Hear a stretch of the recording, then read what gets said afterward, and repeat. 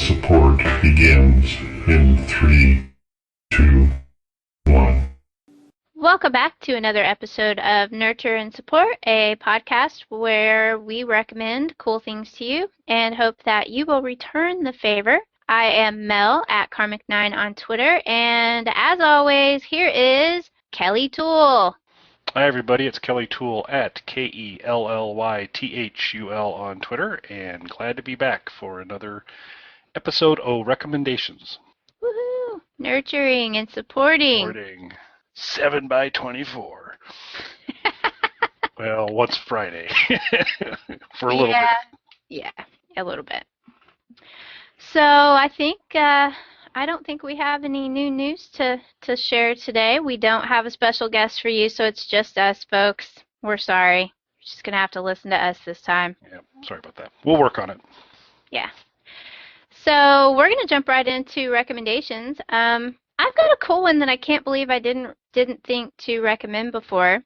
We all know how much I like apocalyptic type things. I also like digital art. And so if you smush the two of those things together, you get a website called romanticallyapocalyptic.com.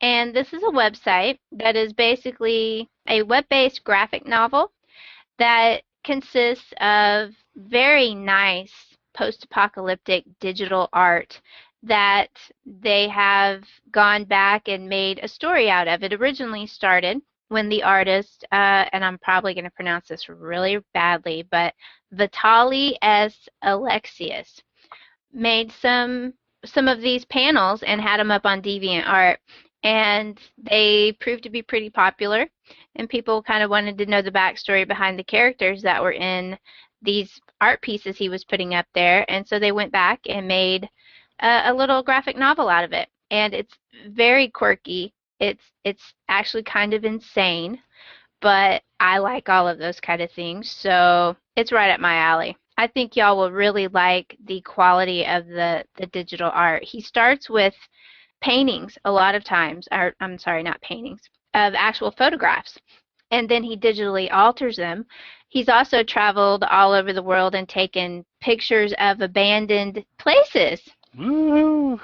That have inspired him, and he's used in some of these, but they're completely digitized at this point, and they look very sort of photorealistic, but they're obviously digital. But the story that he's telling is a post-apocalyptic dystopia. Basically, humanity is on the brink of extinction, and in fact, the only ones that we ever even see are essentially four main characters. The main character is the captain, who is affectionately referred to as Zee Captain, Zee Captain. He pronounces it like the German pronunciation of the. He's quite crazy and may not even be a he, maybe a she. One of the quirky things about this graphic novel is that a lot of the characters, you don't really know their gender because they're wearing gas masks and they're in full, unlike a lot of post-apocalyptic things, they're properly attired for the apocalypse. They're in gas masks, military jackets, pants. They're fully clothed for the apocalypse, which is something that is a big stickler for me. You don't want to be half naked running around in the apocalypse because that's a sore spot for you. It is. Rosita's introduction to Walking Dead, that was... Absolutely. I mean, come on. You don't run around in a zombie apocalypse in Daisy Duke short shorts. So, anyway, I'm happy to say that all of the characters in this graphic novel are clothed properly. In fact, they're fully gas masked, and the captain has a nice little captain hat on, and is quite kind of crazy. His little cast of characters also includes a character they call Snippy, a character they call Pilot, and a character they call Engie, or Engineer.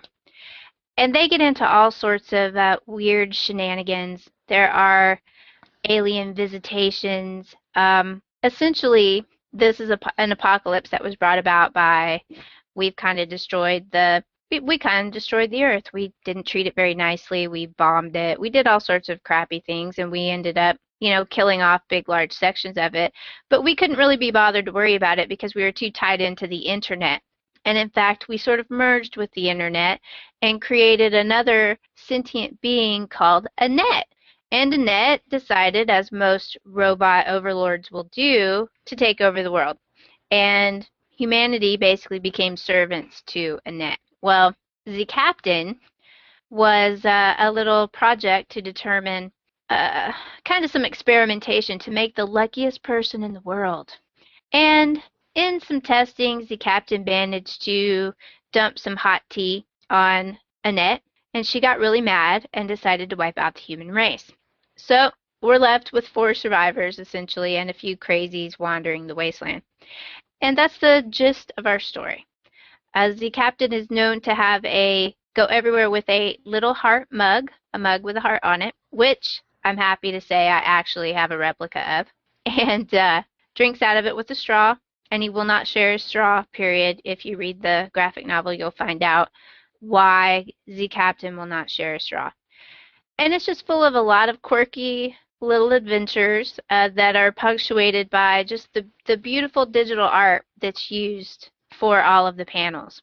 They have gone to getting some guest illustrators in and all that sort of stuff. It's grown quite a bit. It started up in about 2010 when they started doing the web novel, and it's grown from there. There are some books of the past episodes that you can order, but when you go to the website, which is romanticallyapocalyptic.com, go to the archives, because this is not something that you're going to want to jump into with the new episodes. You need to go back to episode 0 and read through it, because they have also gone back and sort of streamlined it, trying to tell the story a little bit better. Because if what I'm saying sounds a little disjointed, it's because the webcomic has always been pretty disjointed. They've left a lot of stuff to your imagination because it was mostly about the art involved, and you're supposed to sort of look at the picture and derive the story from it.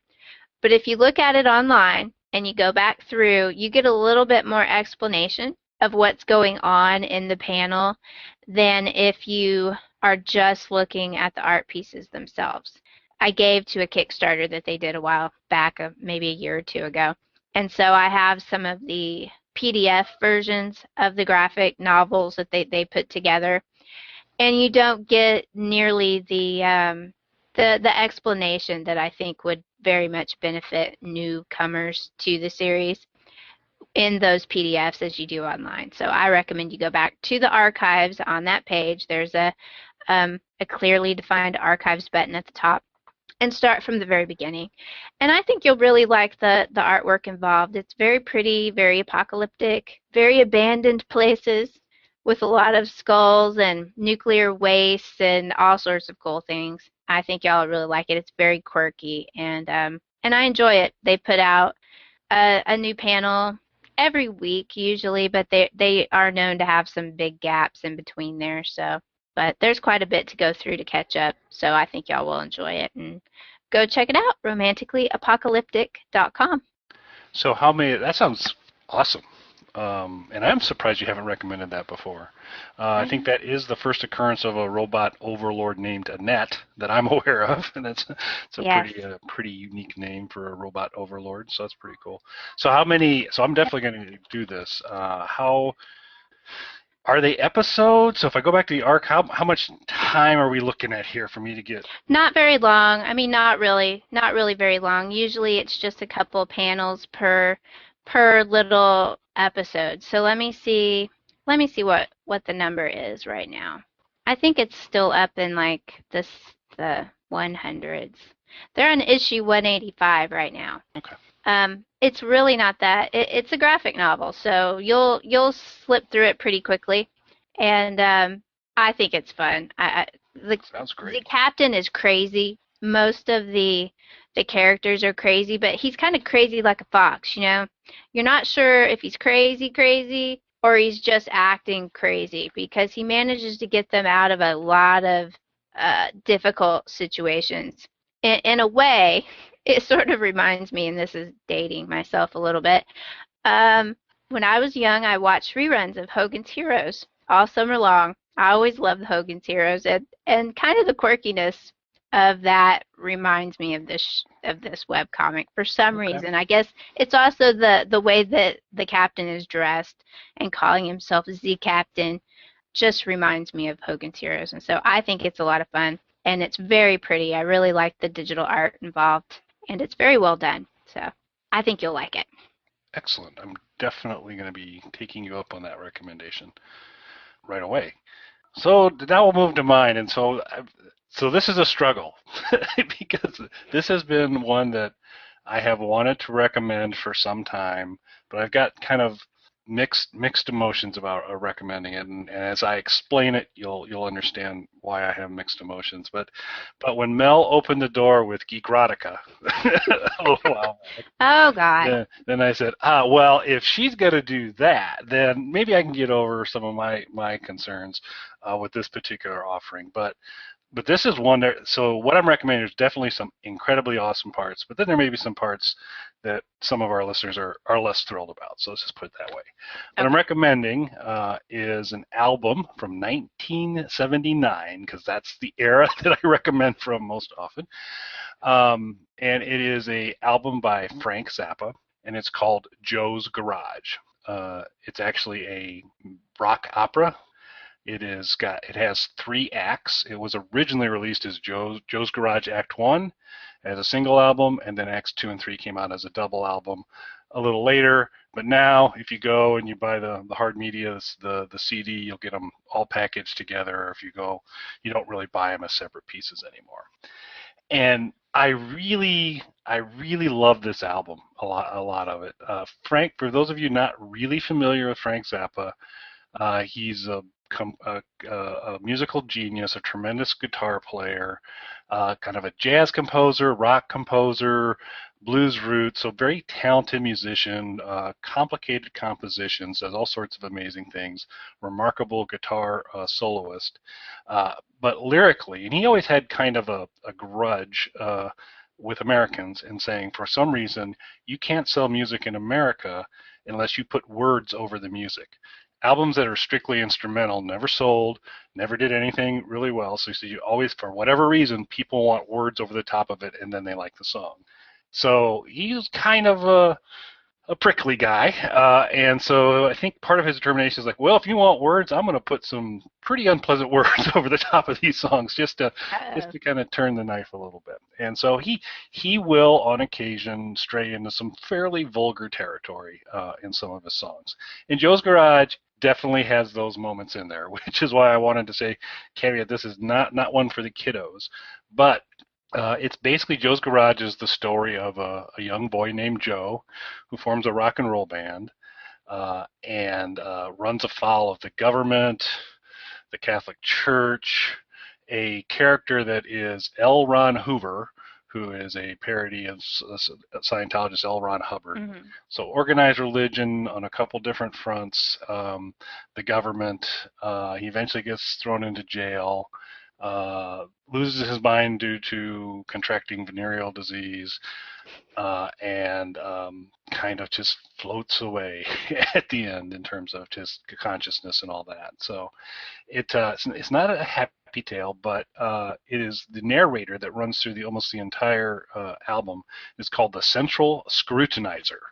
And the Central Scrutinizer is Zappa through kind of a mechanicaled up voice, kind of just connecting the songs for you, and some just tremendous clever lines and how some of that's done. The Central Scrutinizer actually kicks off the album kind of setting the stage and said Joe started thinking bad thoughts and Joe got into music and that's bad news and you need to see all these things. And then they go into Joe's Garage, which is the first song. I think I had mentioned before, probably with my Tony OK recommendation, because Ike Willis appeared on the Tony OK album that I recommended. Ike Willis is a tremendous vocalist. Ike plays Joe and just sings the crap out of a bunch of songs. In Joe's Garage, for me, as far as a recommendation, the very beginning of this with the Central Scrutinizer introduction and Joe's Garage, 2 just amazing pieces of music. And then the very end of it, there's a largely instrumental portion called Watermelon and Easter Hay, that a lot of people say is Frank Zappa's best guitar solo ever. It's about a 9-minute song, and it's really, really beautiful. He utilized something. The first third of the album is much more lyrically heavy, and then the songs get longer and there's more instrumentals to it. And there was a process called xenochronous, and xenochronous is where they take live guitar solos and then apply them over studio recordings. And so they took a lot of the live Zappa guitar solos from different concerts and applied them into some of the songs, particularly later in the album. And this one, Watermelon and Easter Hay, it is largely instrumental, and it's just a tremendous piece of music. So you start off really strong with this Joe's Garage, which is just an amazing song. Ends with an incredibly strong instrumental, and then they are really fun songs, but they've got a little bit of an edge to them, So, for instance, a song called "Why Does It Hurt When I Pee" is probably, it's a great song, but it's kind of a bit of a tough subject matter, as is Wet T-Shirt Night, which is Joe's girlfriend falls in with a rough crowd, and that kind of outlines that. You do, and he introduces a term called pluking, and pluking is a euphemism for intercourse. And so instead of dropping F-bombs through there, they talk about plukers. And as Joe gets put into jail, he gets put into jail with Bald-Headed John, who is the king of the plukers. And there's a song called "Dong Work for You Da" that is Bald-Headed John's big set piece. And it's a great song. I mean, it's a catchy, and you're like, oh, I like it. But if you just kind of, it's not the greatest lyrical matter in there. So I'm just giving all these caveats to say there's an edge to a large portion of this album, but starts really strong, ends really strong in terms of tremendous music. The stuff that's a little edgier is still, they're all really, really good songs. So I'll use the euphemism. So you learn to sing in German, "Pluk me, you ugly son of a bitch." But it's done in a real happy tone, huh? Happy tone, and they sing it in German and English, and it's a robot there. And so you don't want your children to pick up this little ditty and take it to school, is what Kelly's trying to tell you. There's not a lot, right? In that between X1 and 2 are kind of loaded up with quite a few songs like that. But there's some beautiful. Lucille Has My Mind Messed Up is actually another really great composition. The Token of My Extreme is L. Ron Hoover's kind of Scientology song, and it's a pretty clever and interesting song too. So it's great music. Like I said, the lyrics are a little on the edgy side. The storyline, Bald-Headed John is an interesting character to say the least. They're hummable. You probably don't want to be doing the lyrics in public too much. Denny Wally, who has been with Zappa on and off throughout the years, is hilarious because he plays Mrs. Borg, the next door neighbor who's constantly complaining. Well, she talks, Joel was a nice boy. He used to cut my grass. What happened to him? Turn it down. You're making too much noise. And he runs as she's a character. She's a character throughout it. And it's pretty funny too. So I really do recommend the whole thing, as long as you kind of go in with knowledge that you're going to have some kind of interesting territory in the middle parts of the acts from there. If that's a little too much for you, not to your taste, at least go do a search on Joe's Garage on Spotify or any other types of things, and give Joe's Garage a listen, because it is tremendous. And if you're a little more musically inclined and open to large pieces of music without lyrics, Watermelon and Easter Hay is another one that I'd highly recommend. Okay, but there aren't any cellos in there, right? There are no cellos that I'm aware of. There is Ike Willis, Dale and Terry Bozzio, who I think I've mentioned before too. Dale Bozzio plays Mary, Joe's girlfriend who falls in with a bad crowd, and Terry Bozzio is Bald-Headed John. and that's the part everybody wanted to have. That would be he was a special guy, and there's just really catchy lyrics that are totally inappropriate. So I'm not going to share any of them with you, but "Dong Work for You Da" was probably my favorite song. It was one of those things where you hear a song you really, really like, and you realize I can't really go around and sing this song or do anything, because it's got this horrible subject matter. Yes. So. Yeah. Well, that's pretty cool. The best stories always have a element of awfulness to them. You've got to have a little bad stuff in there to really get the whole gist of the story, because really, the real world is not just happy endings. You have the ups, downs, and all around. So that's cool. I am unfamiliar with this album. So we will link y'all up. I'm sure it's up on Spotify, or if not, we will try to get y'all links for that. I'll have to check it out. I'm unfamiliar with it.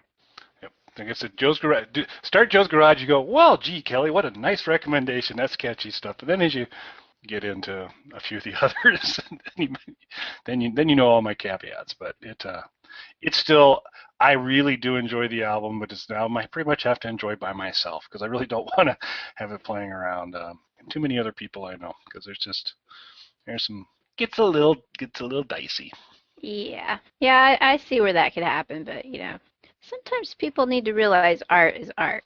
And music is just as much art as anything else. So, hey, looky there, we've got an art episode. Oh, there you go. Yeah. We're not going to title this one King of the Plukers. That might get us some inappropriate follows. Yeah, that would probably be not. Yeah. Since we were just talking about that earlier, about some inappropriate followers I've picked up lately. Yeah, that probably sends the trajectory for more versus less of those. So perhaps not. Yes. We'll just have to go with I think it is an artistic episode. Yes, we're very artistic people. And actually, the other thing, so it's art and apocalypse, because really, Joe's Garage ends up with the government and organized religion having basically destroyed most of society. So after Joe gets out of jail and treatment, he's in a dystopia at that point, and that's where he plays imaginary guitar solos in his head at the end. So we've got art and dystopia. So what more can you ask for? Yes, dystopian art. It's awesome. Favorite things? So I think that just leaves us a few social media recommendations. Yeah, before we do, I want to get in a real quick unrecommendation. Oh, yes. I would like to unrecommend Word with Friends to everybody. Because here's what happens with Words with Friends. You could be clearly ahead of somebody in Words with Friends, and then out of the blue, for no reason whatsoever, you get a message to say you have lost. And so, bitter. You're just bitter. Mel and I were, if you haven't surmised, Mel and I were playing a game, and he was clearly winning. At the beginning, I got lucky. I got some big points at the beginning, but then Mel kind of kept chipping away at it. It got a little bit tight, and I got one or two other big points, and so I was sitting pretty good. The letter count was getting low, and I'm like, I don't win a lot in Words with Friends. I'm like, I think I'm going to get a win here, and I had just played a decent thing, and I just get. I know you took my spot. I had a good word. Big point word that was going to get me in that spot, and you took it. Ugh. And the next thing I hear is, I'm a loser. And I was like, well, how did that happen? So. Yeah, I didn't understand how that happened either. I don't guess I understand the rules behind all of there. It seemed to have something to do with the quality of the words you were playing. I don't know. I got booted, so. But yeah, I don't know. The match is underway, so we'll see how it goes. Yeah. I don't understand it either, so. I did apologize for that. I told you I didn't know how that happened. Yeah, you apologize. You put the screenshot out of you won. I have no idea how this happened. And it's like. That was sincere. That wasn't even being sarcastic. I was being sincere. I didn't know how that happened. Of course, he took my good word, but it's okay. Looked like the sarcastifont to me. Sarcastifont. That's a good one. Oh, I'm sorry. I beat you at Words with Friends. That's all right. I'll be fine. So maybe it's on recommendation, maybe it's not, but I feel better having complained about it. So thank you. Yes. Okay, so now we'll move on to some social media recommendations. Mine's another YouTube account this week, and it would help if I had it ready. It is the YouTube account of one of the Geek and Sundry vloggers. His name is James Brent Isaacs. And I'm recommending that you follow his YouTube vlog because he likes a lot of the same books that I like. And he recently got what I am sure will be a upcoming recommendation of mine. He got Jim Butcher on one of his vlogs talking about Jim's new book, Skin Game, the most recent book in the Dresden Files. And he got him on there, and it was a very entertaining little episode. But they're episodes that are just a few minutes long, 5 to 6 minutes. And he's also had one up there about Ready Player One, which is a previous recommendation of mine. I adored that book.